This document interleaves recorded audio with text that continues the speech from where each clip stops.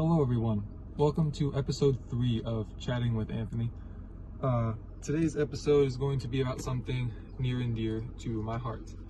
It is about sports. Specifically, is watching sports worthwhile? Now, the answer is individual to each person. This isn't a cut and dry yes or no type of question. But I'm going to go into things to consider in answering this question for yourself. And I'll, talk about my answers in the midst of that. Number one, very simple, and I think it's probably the main determinant for it. The prerequisite being, if the answer is no, then the answer will probably be no regardless, which is, are you interested in a particular sport? If you genuinely do not like sports, I'd say it probably wouldn't be worthwhile for you. Because to put it simply, a lot of the lessons, which I'll talk about later, but a lot of the things that you can learn from watching sports, you can get elsewhere. It's not like you can only get it from sports, from watching sports at least. I would argue that a lot of these things I'm going to say, you could get them from watching it, but you would get more so from playing it in an organized manner. Now, I think a lot of people played sports as kids. Well, I know that a lot of people played sports as kids, but I don't believe as many play them as adults. I know I don't. I'm still really into sports. I watch it quite a bit. It's my number one form of entertainment at this point. But I also do that because I just don't watch like television shows, for example. I just don't feel like I would have enough. It wouldn't be worth using the time to just for lack of a better way to say it, I have a lot of things that I want to do with my life.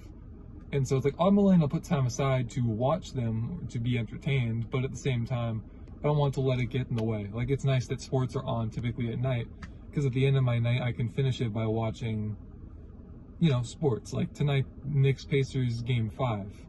I'm going to be doing stuff throughout most of that game, but hopefully by the time the fourth quarter starts, I will be at a point where the only things I really have to do are make tomorrow's food and make tonight's food. So that I can have the game on and I can just enjoy it while I'm doing that.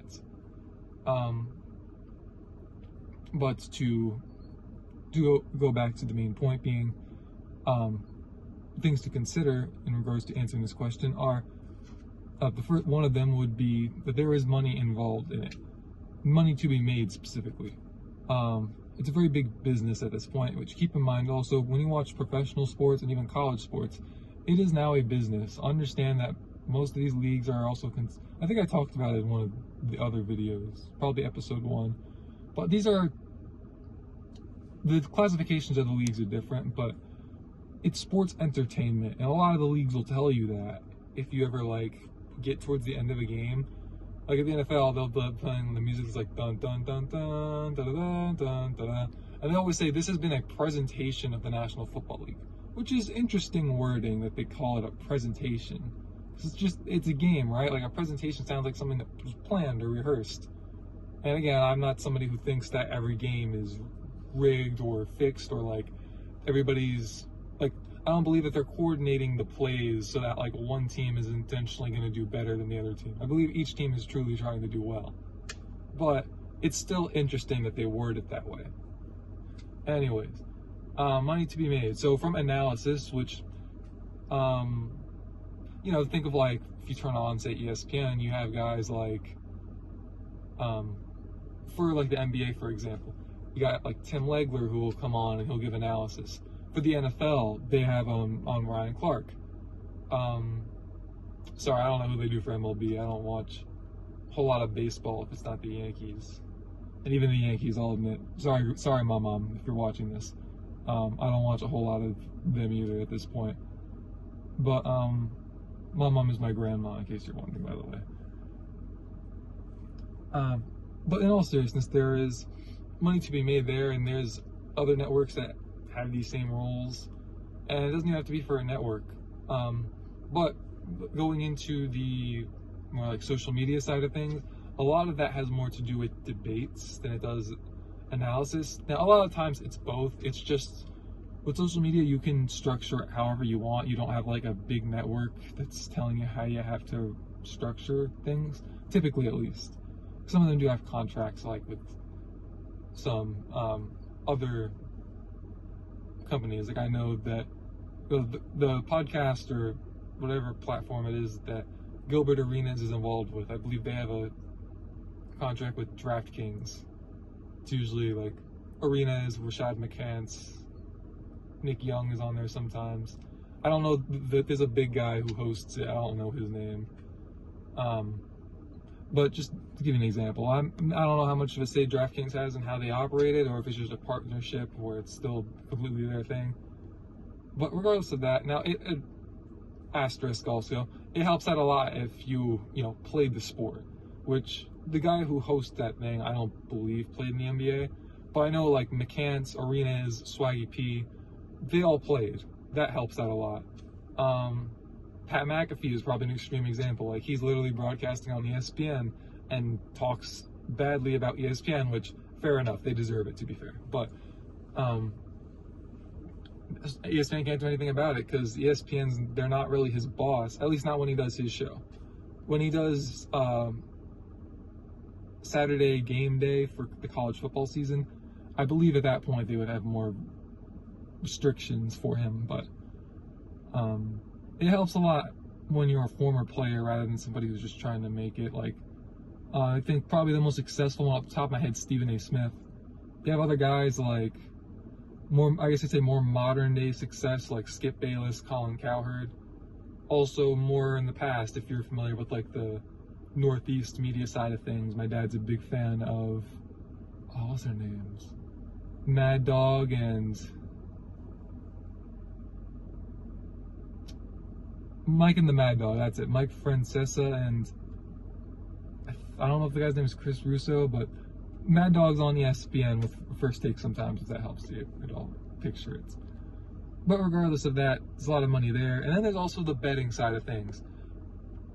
Please, before you go ahead and start downloading DraftKings or any of them, I'm going to give them an anti-ad. Don't do it. Please don't get involved in the sports betting. Even though I don't think every game's rigged, I think at least some of them are.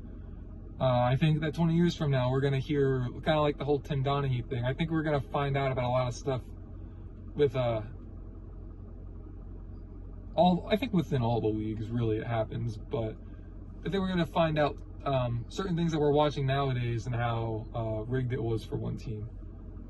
Sometimes you can just give it the eyeball test and you can tell that certain teams are favored by the officials for whatever reason that might be. But the reality is there's money to be made there. It's not that much different than going to the casino, unless you're literally going to go as far as try to bribe the players, which please don't do that. But you kind of need a lot of power to do that anyways, at least effectively.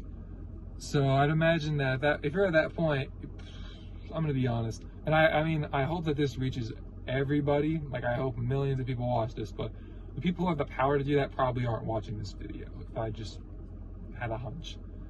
But also, another big thing with sports that I am also realizing now the more I get older is there are a lot of life lessons to be learned within sports, especially within playing it, but even with watching it.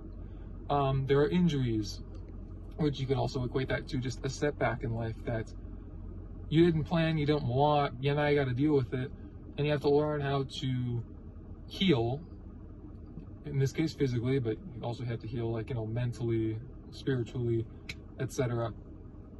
And you have to go about the other parts of your life too. You can't just let everything around that fall apart because the one thing that you really loved didn't work out the way you want to.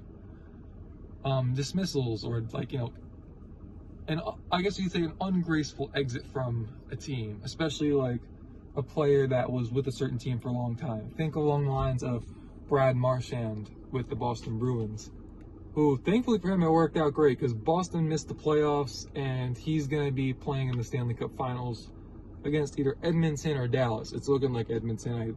We might have that finals matchup set tonight as well. But it worked out well for him, but he didn't, if I remember correctly from what he said, he didn't see it coming. It just kind of came out of nowhere, and recently he had a lot of, he had at least 2 series against the Panthers in recent memory, and I believe that Boston lost both. So it was kind of weird for him to go to a rival, but think of that, and then there's There's a lot of other ones, there's plenty of examples throughout the years, but that's just the reality of, it's also another reality of life, which is just because you give loyalty to someone doesn't mean they're obligated to give it back. And again, you don't need sports to learn this, it's there. So it's like, if you're gonna watch it anyways, take what you want from it. I would say, whatever you're doing in life, try to learn and gain as much as you can from it. Don't be like a leech, like don't literally try to,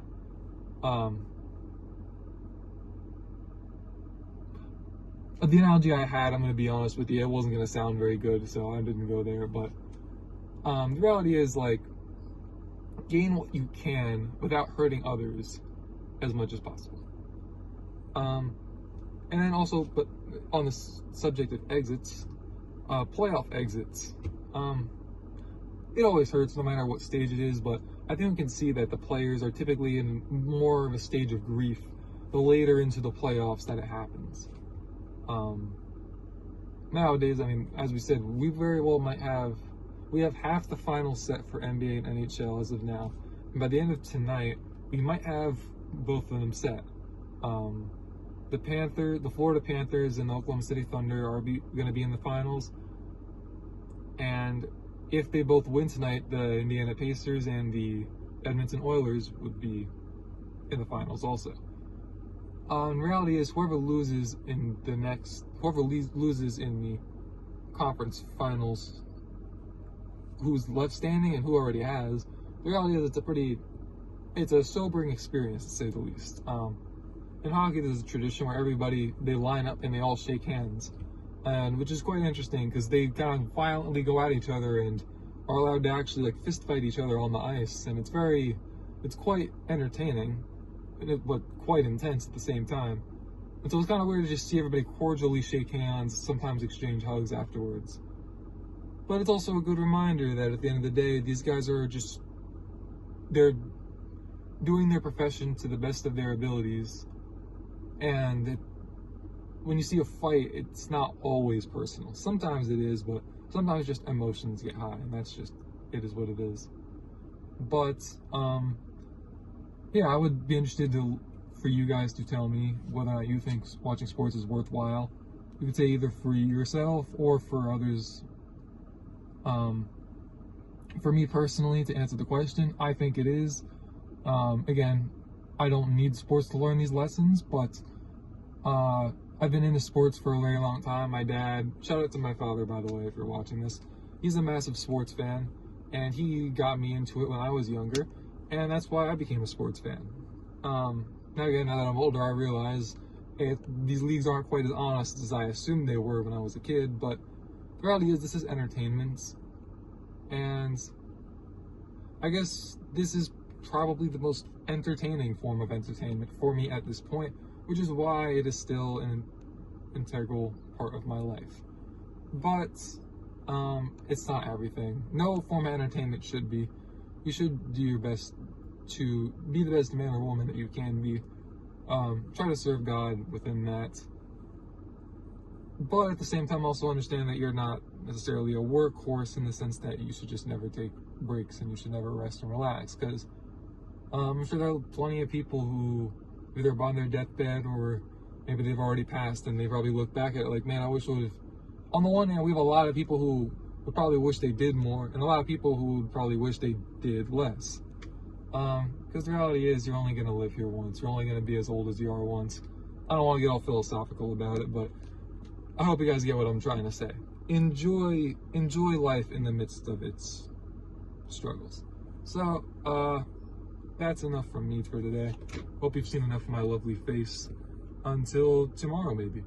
So, yeah, nice talking. I don't know why I'm saying nice talking to you guys like I was having a conversation. But, yeah, thank you guys for watching.